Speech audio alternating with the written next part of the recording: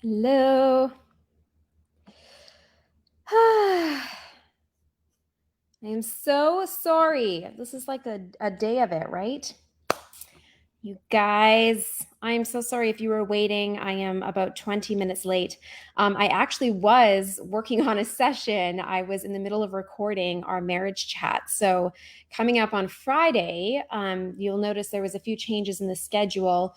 Friday, we were really honored to have some special guests come and speak. We actually have three couples, Jonathan and I, another couple that's been married about the same time as us, and then their parents who have been married for 44 years. So we actually just recorded it right now, and it is full of information, stories, and encouragement for families and for couples. So that is going to be, I think, a really amazing session. We talk, we go all over the place. We share our stories, tips, things we've learned along the way, and some hard things that we've encountered as well. And really, the focus is what does a kingdom minded marriage look like? How do we walk in unity with one another? And what is the fruit of that in our life? So, I encourage you, if you are married, come to the session. I think it will be encouraging. But that is why I'm late. So I wasn't wasting my time. Okay. I was here, just, I was there, you know? Okay. Oh, you guys, if you were at my morning session, I'm sorry for the tears once again. This is not my favorite thing. I was talking with my daughter the other day, um and she was crying, and when she cries, she kind of cries and stops and cries and stops and tries to stop herself and doesn't want to see anybody and doesn't want anyone to see her crying. And I was telling her I understand. I totally understand where you're coming from, because I also hate for people to see me cry. I don't cry very often, and I hate being vulnerable. And I will avoid it at all costs, pretty much. So I knew because this morning things were just, I don't know, we're just very discouraged. Just true story. We're battling through it, but you know it comes in waves. And this morning was just a hard morning, and Jonathan and I were not on the same page. And so as we were going into the session, I knew that because of how raw I was, that I would probably cry. And sure enough, cried within a few minutes. Just anyway. But it's real, you guys. And so we're just gonna power through and keep going. So anyway, stay tuned for the marriage seminar, which is seminar session on Friday. It's gonna be great. I'm gonna go and edit it, and hope that it all worked out well with my camera. All right. If you are new to Gather Round, we have so many things available for you to learn more. We have a quiz about high school if you have a high schooler and you're trying to figure out how credits could work. We have a session that I did yesterday about, you know, the history of Gather Round, the story, the philosophy, how it works. We have live chats in the evening that explain it. And we have a free app with a huge community, as well as our online community. So there's many places you can go to ask questions and learn more about it. But that's not necessarily what today is about. We are doing this online convention at the same time as we are doing our only sale that we do each year. It's our back to school special. And so that is running right now. And that is, you know, you can learn more by joining our newsletter. I've been sharing each day a little update, and this morning's updates was also a little bit raw, a little bit real. So we God has asked us to do some really big things. He has spoken over us to leave our home and go to the land that He has given us. Only we don't know what land that is or what state it's in. We feel called to the United States, which is so random. I remember my kids were just this year, just before we came, they had listened to a visiting missionary, and he was talking about, telling people about his upcoming missions, and to go to South Africa, and saying, come to Africa, and you can. And the kids were saying that would be so cool. Like, would we do a missions trip? And we said we're going on a missions trip to America. And I feel like there's probably someone out there that's maybe even a little offended by that is like, we do not need missionaries. And who are you to think that you are one? I'm just saying what we feel God has said. We feel called here. We feel that God has despite our imperfections and our weaknesses, that God has downloaded some things into our hearts and that we are pioneers for a new thing that He is bringing. And part of that is this curriculum, but it is not all of it. There are some really big things that God has laid on our heart, and big things require big steps and leaps of faith. They also require big provision. And what God has asked us to do in the picture He's laid on our heart is quite literally impossible. And we kind of thought that this week would change all of that. And so far, it's not looking like that. So it just means more faith, and it means more waiting, and it means God is going to have to part the Red Sea, and He's going to have to move in absolutely big and remarkable ways. And so that may be what He's doing. He may just be closing all doors and all provision so that when things do go forward, when breakthrough comes, it will come with a parting of the Red Sea. It will come in a miraculous, huge, undeniable, impossible, mountain moving way. So that's the stage we're in, but we're still humans with emotions. So bear with us. I will try not to cry today as we talk about learning gaps. Okay, so make sure you join, you guys. If you go to the page that is linked, it's in the pinned comment. You can find more information about our sale. You can get the convention schedule. You can get a free shopping guide, and you can enter to win the free digital year. And one of the ways you can do that is by sharing each day. Every day you can get a new entry towards that. So maybe don't share the crying video, but you could share this one. Or the marriage one, or one of the previous ones, or just share the event, or share about the sale, or talk to someone about Gather Round. It all counts. Okay. Yay. I'm reading comments and learning gaps. Here we are. So what do we do about learning gaps? Why do we have learning gaps? Where do they come about? Why are we so afraid of them? And most importantly, how do we fix them? Right? That's what we're here. Tell me how to fix the learning gaps that are coming up or that might come up that I'm worried about. So let's go back to day one, session one. And that was that sufficient for the day is the troubles, essentially. I really think we have to guard ourselves about being fearful about learning gaps that may come up. If you are not experiencing huge learning gaps, but you are worried about them in the future, I would right now stop yourself from that train of thought. I would take that thought captive, and I would say, no, it doesn't take residence in my brain. It does not have authority to take residence here in my mind, because we don't want to be fearful of things that haven't even happened. And you do not want to go on with that as your motivator, with fear as your motivator. You don't want to add, all it's going to cause you to do is add more and more and more and more to your homeschool to try to avoid something that you aren't even sure you're going to have to deal with in the first place. We think that we have to do so much in order to provide a quality education for our kids. And I'm here to tell you that the quality education that you are measuring yourself up to is, quite frankly, not quality at all. It is like junk food. It is like chips off of a shelf. Now, someone out there is a teacher and is offended that I said that. I'm not even talking about public school. I am talking about education.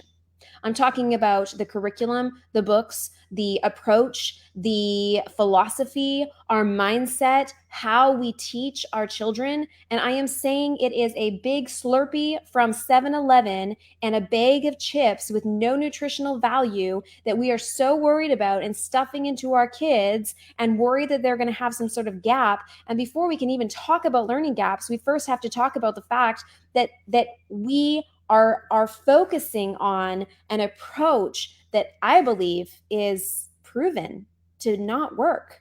Like, honestly, go and look at our graduates, go and look at our young people, go and look at the people who go to college and university. First of all, they're not prepared for college and university, and so many of them drop out or get depression or some sort of a issue because they can't cope with the pressure because they were not adequately prepared for post-secondary education. But take that away, all through post-secondary education is really still just the same approach with more required, and it still is not working. We have people who are so overeducated and underprepared for the world that they live in. What we're educating people for is constantly changing and shifting. You have to think of of learning like theology. And we do this in the Christian world as well. We say that knowledge, the amount of information that we can stuff into our heads and our understanding of things, we worship it. It is a God.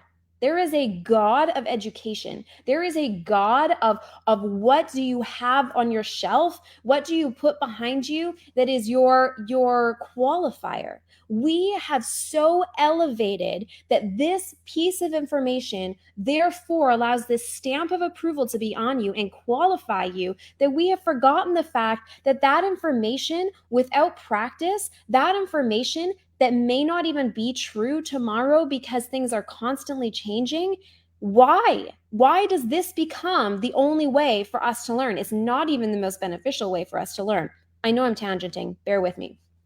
So I believe our education system is broken. I think we have made that clear. I think our philosophy of it is broken. And I think that we need to first, before we start talking about learning gaps, before we start talking about direction, before we start fearing and fretting about the future of our children, we first need to ask ourselves, what are we running after? And is that even the thing that I need to be running after to begin with?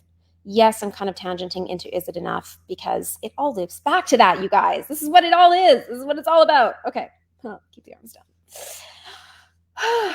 Now, where were we? Learning gaps. Okay, so let's say there's so many of you sitting here right now. I can sense you. I can feel you on the other side of your screens, and you're like, my kids actually have learning gaps. So that does not apply to me. Okay, let's talk about real learning gaps. First of all, I know what those are. Okay, you think I'm over here like some gold star A+ homeschool mom. We started psychology 4 months ago, and we've done 5 lessons. Yeah, I know you're judging me for that. And not everybody. Some of you are laughing, but there's a large portion of you that are not laughing. If we were in person, you'd be like, ha ha ha. You're going to go afterwards and you're going to be like, did you hear? Rebecca's like, she's not even homeschooling.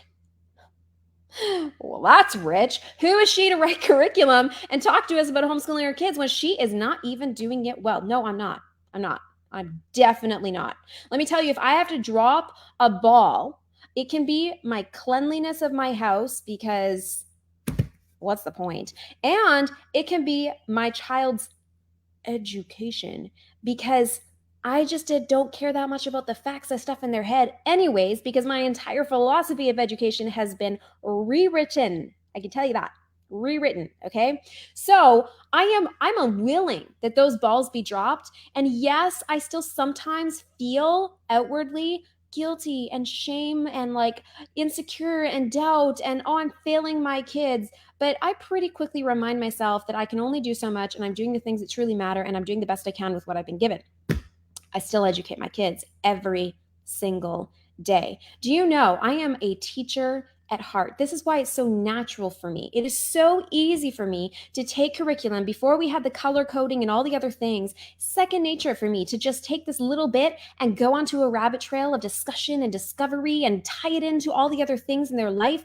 The reason that I write Gather Round the way I do with everything connecting is because that is how I naturally teach my children, through connections and real. When I go and listen to a sermon and it's just about, a verse of the Bible, and it just goes off into theology and the upper mindedness of our brains and how we process the philosophy of this thing. I mean, that's great. That's great. Go and sit around with some philosophers and discuss that. Go to seminary, go and discuss it in a round table. But at the end of the day, Jesus is relevant to us today. He has a living word for us today. There is things that we need to learn, not so that we have the information stuffed in our brain, but there are things we need to learn so that we have relevance for today, because the things in our past are history. The things that we can learn as we study what has happened in wars and horrific things we can apply to today, and there are keys to be found as we study and as we learn. So I am less concerned about reaching my 20 lessons of this one unit we're doing.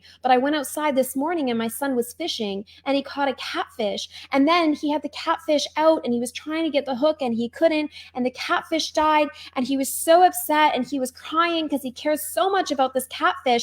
And I'm telling you that we had a lesson. We had a lesson and we sat down and we talked about it. When my daughter is struggling because she's trying to get together with this friend, and this friend feels, a little bit insecure because they're a little bit younger but they're more mature, and then she feels like there's, this going on and this going on, and there's all these dynamics they're trying to navigate through and work through and figure out who they are and what their identity is, and how to love one another well even though they're different. I'm telling you, there's a homeschool lesson that is happening in that moment. When my kids are fighting with one another, when they're watching their mom and dad struggle, when they're watching their mom and dad work through something, when they're seeing us go before people and cry because we are not perfect and we're being real and we're being authentic and we are not putting on they're not watching us be someone behind the scenes and be someone different in front of a camera, then the homeschool lesson is happening. So I come before you today as somebody who's, yes, going to talk to you about learning gaps, but I feel like we have to set the context. We have to set the foundation of this discussion with what are we measuring those gaps up to begin with? What are we measuring them up to begin with?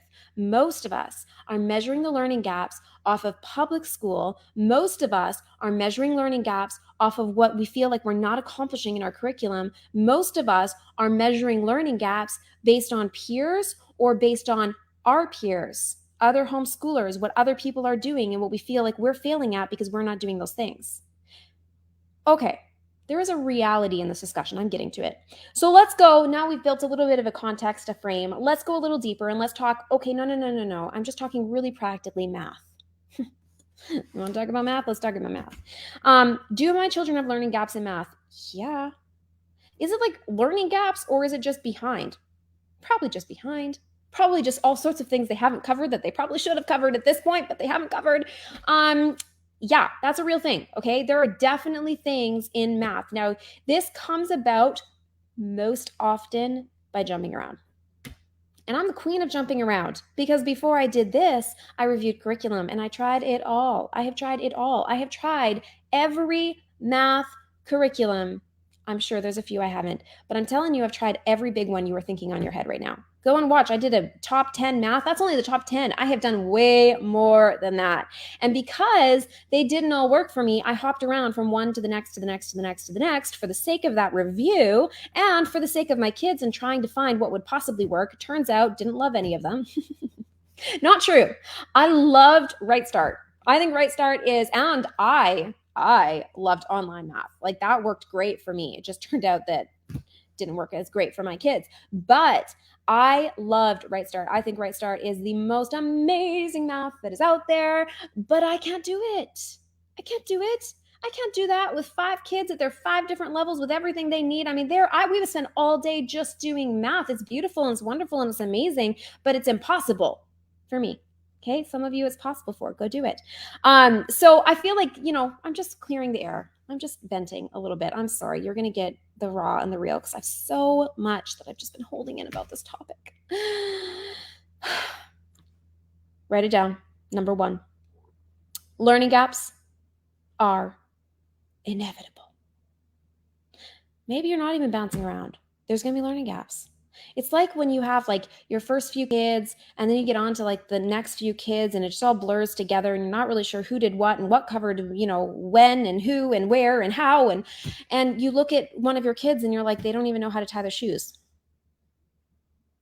How did that happen? I taught kids to tie shoes. I don't know how I missed that one, but I taught them and they should have learned. Osmosis. I mean, watch your siblings tie their shoes. Why are you not tying your shoes? You know what I mean?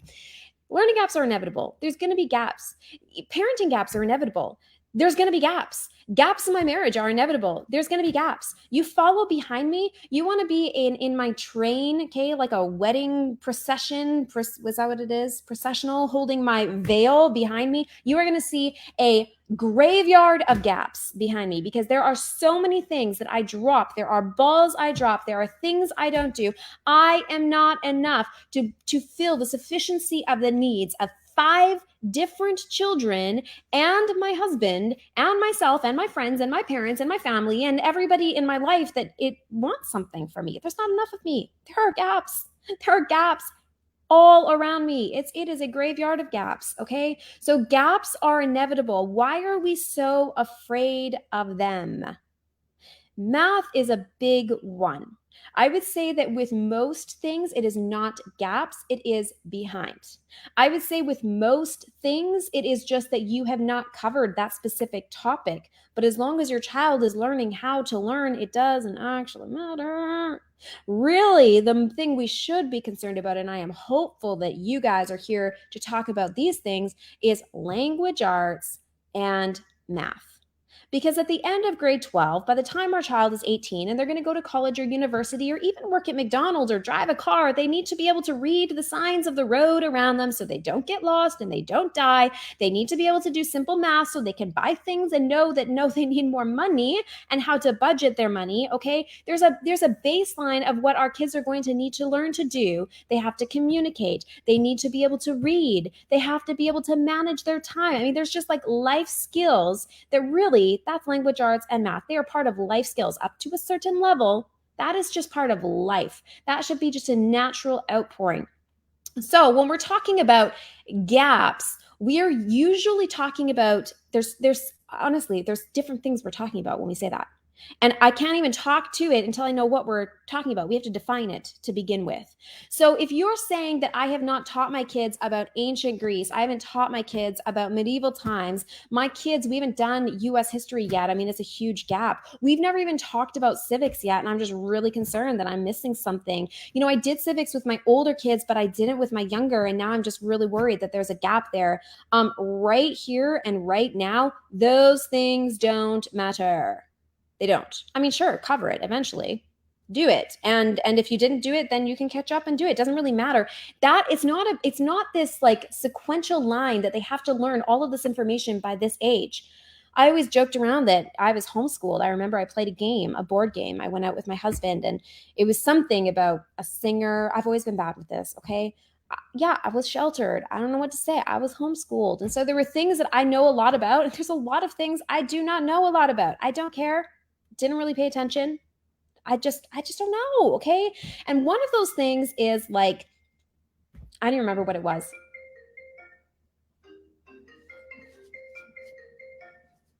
Someone's calling. It's not me, so I don't. That's not my phone. Okay. So, I don't remember what it was. It was like ask me who sings what and like name drop some famous person, and there's a really good chance I have no idea who that is.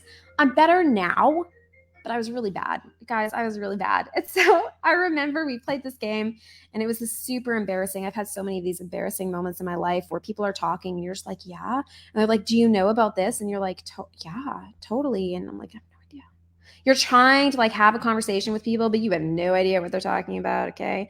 Now I blame that on being homeschooled. Haha, funny. But the reality is that is not a gap that my mom did not fill. That's just something I wasn't really interested in that I didn't really learn about. You could do all of the things and teach your kids all of the important topics that they should learn. And if they didn't pay attention, they're going to have a gap, and that is not your fault. And if you didn't teach it and they were paying attention, then so what? It's your fault. It's fine. They're going to be fine. They're going to learn what they need to learn so that they're not going to be having a conversation with someone and embarrassed. And when they are embarrassed, when they're having a conversation with someone, let me tell you, they're going to go back and learn more about that, or they're going to ask questions to learn more about that so that they can have a well thought out discussion about that topic because they don't want to repeat that negative experience that they had. Okay. So when we're talking about information, that is not a gap. That is information. And none of us can hold all the information. None of that information is going to all have meaning for us. And they're going to learn that information when they need to and when it's applicable and when it carries meaning. So some things for you are going to be really important, like civics and whatever else. Go for it. And you want your kids to actually remember it and still be able to have an intelligent discussion about it. Then if it doesn't have meaning to them, you're going to have to give it meaning. And that is by, doing games and activities and adding nostalgia and relationship and connection so that they're actually going to remember it based on the fun they had rather than remembering it because they were interested, because they're just not that interested. Some of your kids might be and others won't be. Now, that's where you as educator get to come in and get unique with that. But only do that about the things that you know are important to you. I believe it is important to raise kids who understand what is happening in the world around them. To me, that's probably the most important thing. I don't really care about going back. Yes, there are all sorts of keys and things that we can learn as we study the past and history, but I am less concerned about that. I am more concerned that my kids understand the things that affect our culture and our world today. So when we are talking about Black history, when we are talking about slavery, like we do in Underground to Canada, when we are talking about Indigenous peoples, when we are talking about the Holocaust, these are things that are going to culturally come up in discussion when somebody makes a joke or someone makes a reference or something happens in a song or something's happening in the news or there's some huge thing going on. But if our kids don't understand the history of what happened, they're never going to understand what's happening now. So for me, I am far more concerned, and I feel like so much education can happen from watching the news together, from going outside and walking around together, from just seeing what's happening in the world and having conversations with your kids. It is not about what you fit in and what curriculum you do.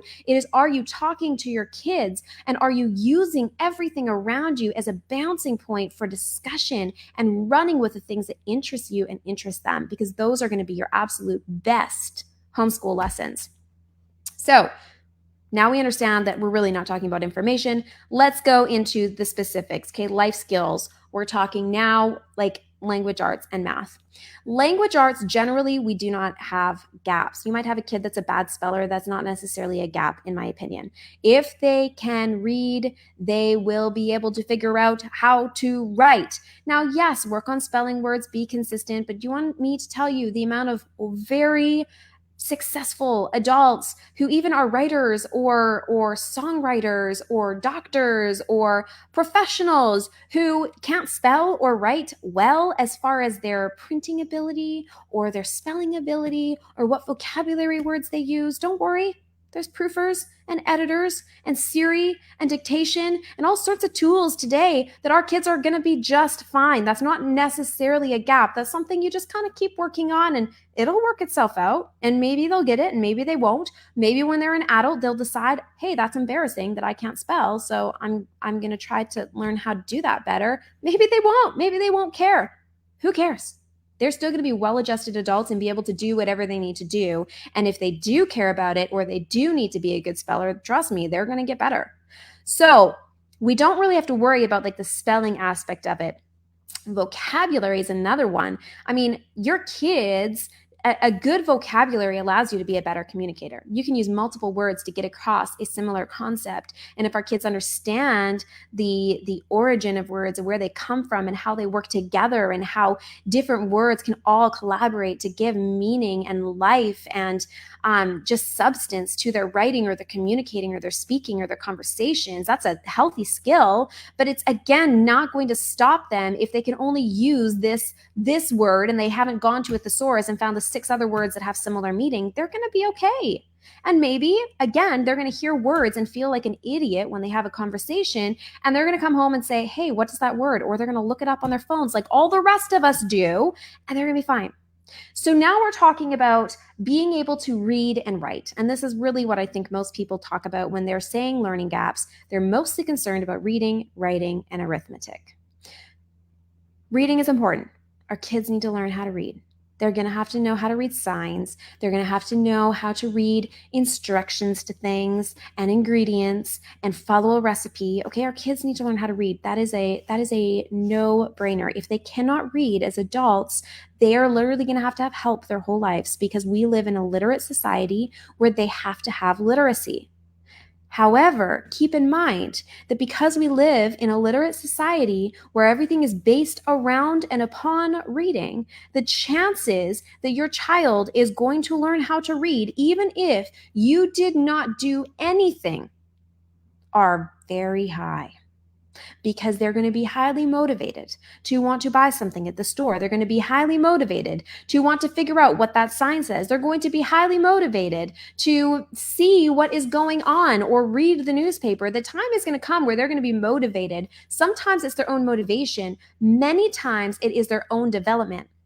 Our kids are not developmentally ready, and we are so busy pushing them to meet some arbitrary line of what we have determined is normal that we push them and we push them and we push them. And at the end of the day, congratulations, your child can read, but they hate it. And they don't pick up a book a day in their life because they learned to hate reading. That was the primary lesson that we taught them with all of the pushing and the prodding and the cattle prods that we were constantly using on them, where we just killed their natural joy of it. The same happens with writing. We're so concerned that our children are not going to be able to write, and by not being able to write, they can't communicate, that we just kill their natural desire for it. Writing should be natural. Being able to communicate with people and have them read your writing, leaving a legacy behind you of information of your story that can be published and read, should be one of the greatest honors and joys and privileges that we have in our society today. And yet we take all that away because it becomes nothing more than an assignment, nothing more than a skill they have to learn, and we drill and we kill it in them. More. Not enough, not enough. They don't just do writing for their language arts. They do writing for their science. They do writing for their socials, for their geography, for their history, for their art, for their Bible, for all the things. Trust me, we find a way to make them write in every single subject they do. So by the time they actually get to, now we're going to write an essay, that kid's been writing all day. They're sick of it. The purpose of writing now becomes for nothing more than to show what you know. This is one of the reasons in Gather Round curriculum, you see narration, you see less writing. That is not because it is a subpar curriculum, is because we're going to be intentional about writing. We're going to do less is more. And when we do introduce writing, we're going to make it about the writing rather than making it the only way to show what you know. It is not the only way. It just makes us feel better because we have a piece of paper proving what they did, and now we can check it off in our minds and our hearts that we are succeeding as a homeschool parent. You guys, I have much to say about this matter, okay? So I believe that if your child is under the age of 12 and they are struggling with reading or writing, that you are pretty much good. Be consistent, keep working on it, but your primary goal is to make it fun, is to make it exciting, is to make it a positive experience so that even through their struggle, they are seeing the value of it. You want to model it for them. You want to raise good readers and writers. Are they seeing you read and write? Do they see the fruit of it in your life? Are they watching it be something that you value, or are you just imposing it upon themselves? It's like my kids. So I tell them all the time, clean your rooms, clean your rooms. Why isn't your room clean? You can't pick up anything after yourself. You strew it all about you. You just throw it on the ground. And then they come into my room and mine's the worst in the whole house. I mean, they think it's absolutely hilarious. And yes, I give it to them. It's touche. Checkmate. Okay. I don't know what to say. You're right. I mean, I stuff the things in my room so when people come over, I can just shut the door and be like, we don't go in there. That's our private place. It's actually just where I had my mess. Okay. So this is an important thing. Our kids need to see this. They need to see the values that we are trying to instill in them. Don't go and instill a value in them and then be upset they're not instilling it when we need to work on it as well. We want to see fruit in our kids. We have to start with ourselves. I have so much to say today. Oh my goodness. Okay. So reading and writing, I would say if your child is under the age of 12, that there is grace. I would say don't panic. I would say as your child reaches older and older, so probably around 9, 10, if you are still having like 3-letter words, if you are still struggling with like the basics of being able to write anything, especially if they're not reading. Sometimes the reading is the caveat. They can't read, therefore they can't write. If you have a child who's not reading, they can't write. So stop. Literally stop. Maybe have them do some copy work so that they're seeing it and actually, but honestly, there's 0 point. They can't write unless they are reading. What you should be doing is instilling a love of writing and starting to build that up in them by having them dictate to you, writing it down and reading it off to somebody so they can see what writing is for, and they can see the fruit of it, and they can say, hey, because a doctor can go and dictate into a thing and they wrote a report. That's writing. They're communicating. So if your child is reaching 9, 10, and they are still not really reading, and you probably have an extenuating circumstance you're dealing with. You probably have a learning delay, a challenge. It could be just developmental, but you probably have something more. There could be vision problems, there could be hearing problems, there could be phonetic problems, there could be all sorts of problems. Okay, so you have multiple choices in front of you. This is not for you. It's not your lack of trying. It is the fact that you are coming up against something. First and foremost, like my daughter, Janaya, is still not, well, we're getting there. I wouldn't say not reading, but we're still on three to four letter words. We're still on the early beginner stuff, and she is 9. Okay. So I am aware of the fact that there's most likely something we're dealing with. There's most likely dyslexia or a phonetic understanding. She still is kind of, there's definitely something we're dealing with. I've also gone through in the past testing, and I think there's a place for it and a time for it. And there's also a time when it's just, I did not see a lot of fruit that came out of it. We did some testing with some of our older kids. I didn't really see much of a purpose and a point, other than what most people do is to get funding so they can get additional assistance so that they can apply it and have an easier time getting the supports that they need. The problem was I wasn't really willing to open my house up to a lot of other people to come in and dictate to my family and my child, and work with them when I knew full well what my child needed. And my child did not really want to have anyone else involved. And so because it wasn't something that I felt like we couldn't work through on our own, it is something we decided to just, after all of that, we didn't do anything with it. Literally nothing. It gave us more understanding. So I think understanding is good. It's good to gain an understanding, but I do think you need to be cautious. I think you need to pray before you go and you seek additional help. I think you need to pray before you go and you take your kids in to get testing. It costs a lot of money and it can be invasive. And I think that in our culture, in our world today, where we need to guard our families and our kids, you need to make sure that God is giving you permission. Don't not do it because you're afraid, but don't do it because you're afraid either. So I would say make sure it's the right thing for that child. For Janaya, we've decided at this point not to do testing. And I just keep on being consistent because my brother had dyslexia and he worked through it and he got there. And so instead of making it a negative experience and making it something that is killing her natural desire, we pray together and we ask God to unlock her brain so that she can understand.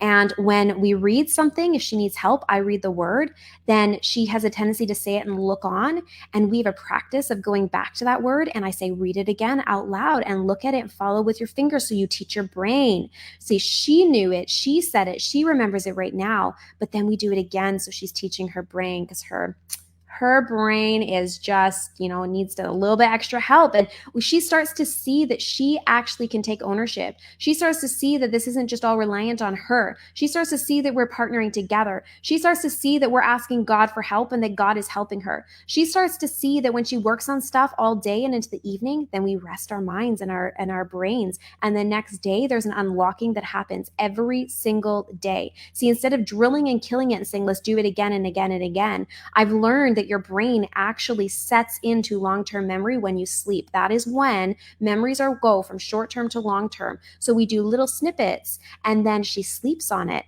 And then we redo the little snippets and she sleeps on it. And I am seeing breakthrough in my daughter, but more than the breakthrough that I'm seeing in her reading, I am seeing us partnering together. And this becomes something we're working through that is drawing us closer together. And she's so excited about reading. And she's so excited about what God is doing in her life. And I'm seeing so much fruit from it. So are we so afraid of the learning gaps that we're going to all the wrong sources? We're approaching it with fear, and pressure, because it's what we're feeling, because we're basing it off what the world is telling us, rather than approaching it with the child that is in front of us and what God has told us to do. Whether that be testing, whether that be bringing in some help, or whether that be tackling it in a different and a unique way for that child for what they need. So I'm just giving you some stories and some examples as it's not going to be the answer for everybody, but in order to show that it doesn't have to be this one step or two step or this certain direction of what you need to do when you're experiencing gaps.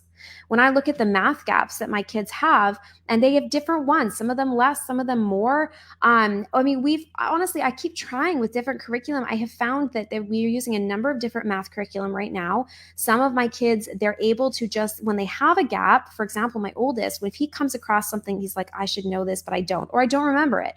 Then he goes back and he researches it himself. He studies it, he learns it because he needs to for the sake of doing that problem. And he's just filling in all the gaps that he needs to on his own. It's just happening. I mean, he's in high school, so it might be different for some of your younger kids. But I'm seeing this. You guys, I'm telling you, as somebody who is homeschooling kids who are in high school versus homeschooling kids who are just starting out in the early elementary ages, I can tell you that you are worried about something that is probably not as big of a deal as what you think it is, because when they need it, they're going to learn it. So we panic about this and we focus on this, but this is not the main thing. So with some of my other kids, for example, and these are some of the ones in the middle that we did some testing. I know they have learning challenges. A couple of my kids are on the spectrum. And so we have different things that we deal with them. But we started in different online math, and I will tell you the name of it, even though I'm pretty cautious about what I say. It's Time for Learning. And I have tried online before, but this is a blend of, fun, animation, stuff like that. But also it's the video, it's the teaching, it's written. It kind of brings it into some different ways, which I've seen before, but somehow the approach and the tactic and the way that it is taught makes sense for my daughter. And so specifically, this is Selah. I remember she texted me. We text. Another great way when you've got reluctant readers or writers or spellers is get them to text. And I tell my kids they can't use voice to text when they text me. And so she texted me one day just a little while ago, and she told me, Mom, so it had taught about rounding, and I have taught her rounding. We've done rounding in different books. It's a gap. It's not a gap for my lack of ability or my lack of trying. It's a gap because it didn't make sense to her. And I just get frustrated because I'm like, I've tried all the things. I give up. Let's just not teach math anymore. So it taught her, I was listening to the lesson about, it did it with a roller coaster. And of course, we had just been to Disney World. And so this totally made sense to her and she just ate it up. Okay. So the roller coaster went up, and when it hit 5, which was at the very top, the natural swing of the roller coaster brought it down. And it just made sense to her. It clicked, and she texted me and she said, Mom, I understand. It's like this and this and this. She's like, I've never understood this before. She had this aha moment that she hadn't had before because we tried something different. You guys, we're so concerned about this. This is going to happen. It's a natural thing. We just have to be consistent. We just have to keep trying. There's different tools and resources out there. Don't let yourself get overwhelmed. Take breaks. It's fine. We've been years behind. Some of my kids, I have been totally and completely years behind, and they have caught up. They've caught up. There's such a stress and pressure that we put on ourselves that we have to be it all, that we have to do it all. And like this morning, which I just think was so like our Father to do this to me, to say, I want you to talk about my grace is sufficient and my power is made perfect in weakness. And I'm actually going to illustrate this point with you today. I was like a modern day, what is it, Hosea? Or was it Hosea? No, I can't remember his name. I think it was Hosea. But or Jeremiah, where you're literally going to just act it out. I'm just going to display this verse through you today, Rebecca, that my power is made perfect in weakness. I love it because it applies to this as well. We are so worried. We try to put out this front. We try to do it all and be it all and think that if there's no gaps, if there's no holes, that we're doing it all, that we're being it all, and it all rests on our shoulders, and we're not sufficient, but we're trying to be sufficient, and we wrestle and we strive and we're running and we're trying and we're failing, and then we're feeling bad and we're guilty and we're shameful, and we try again the next day, and we're just in these cycles that aren't healthy. They're not healthy, and they're not what God desires for us. Instead, when we just say, yeah, I got some weakness, okay? But how cool is it? And not just because I'm so open with this, not just to you, not just to my husband, but to my kids. Because I'm open about it to my kids, and I say, you know what, Janiyah, I'm not really sure. We've tried so many different things. I'm not really sure how or why it's not working or why we're not getting it. But you know what I do know? I know that God unlocks things. I knew that God knows your brain because he fashioned you and he created you in his image, and that he can do amazing things and he can bring about understanding that we can't. I can tell you that I remember just telling my son, I think I've probably said this even before, but I used to play piano and I used to play classically. So I did Royal Conservatory up to grade 7, and I knew how to follow the notes, and I knew theory and musical theory and all the things. And I could play piano quite well. I could generally pick up any piece of piano and I could play it based on the notes. And then I went and I started leading worship as a teenager, and I was given a letter of the alphabet, and I was supposed to create music from this letter of the alphabet. Now, I had done, arpeggios and different things. I knew generally understanding of the chords was there. So when I would do these chords, my problem is that I didn't know what to do with my hands. I mean, here's a C chord. I played it, and now what? Because it just sounds chunky, and it just how do I make music out of that? It's not feeling like it's carrying or lifting this song. If you've heard us do our worship before, you'll know that when we're worshiping, you'll hear me in the background. I can play, I can fill in, I can do all sorts of things, but when I'm singing, I don't. When I'm singing, I simplify it a lot. I actually play almost like a rhythm instrument, which is not very common for the piano. Most piano players, the keyboardists, they go and they do all sorts of trills and different things, but can't do that while I'm leading. So I actually play and I carry the rhythm while I'm playing, but I've learned how to fill it in. But it took me years and years and years and years and years to do that. And I remember crying. I remember going to God and being like, I feel like there's no freedom. I feel like I'm on the edge of breakthrough when I'm worshiping, when I'm singing, and when I'm playing piano. But I feel stuck. I feel almost like I'm in prison, that I am trapped with these walls, that my hands aren't doing what I want them to do. And I even can't sing the way I want to sing. And my voice isn't reaching what I want it to reach. And I just felt like I was on this precipice. And I remember just year after year praying and asking God to unlock my mind. And now what I walk in worship, and I'm not saying I'm the best singer, I'm definitely not. I've never had a voice lesson in my life. I wish I had. I'm not the best piano player when it comes to worship. I've heard insanely incredible people who can sing and play at the same time. But I am saying that there was an unlocking that came, and it came because I prayed about it. It didn't come from me. I was consistent, and I did my part, what God had asked me to do. I didn't just sit passively by and say, well, when you unlock my fingers, then I'll play. No, I played.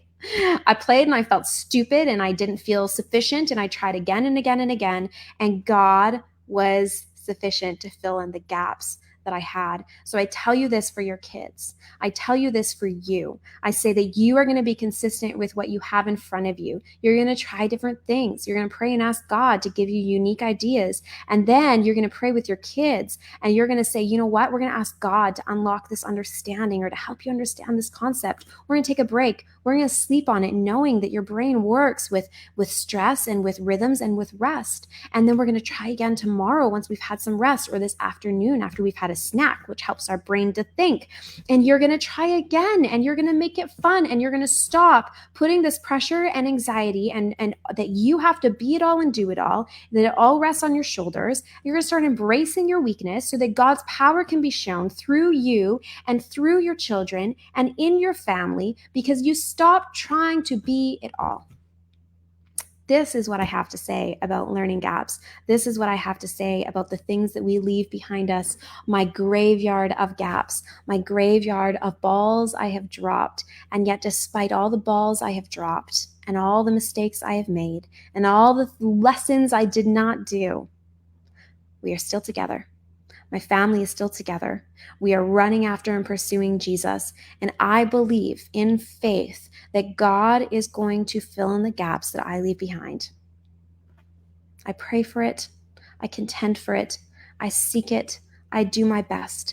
And then behind me, with the trail of things that I might have missed, I say, God, I give you permission, and I ask you to make your power perfect in my weakness. So that's it. That's all I have, you guys. I will tell you that I mistaked. I was homeschooled, okay? I made a mistake. on the schedule. My mom is doing a session and she was supposed to do it tonight.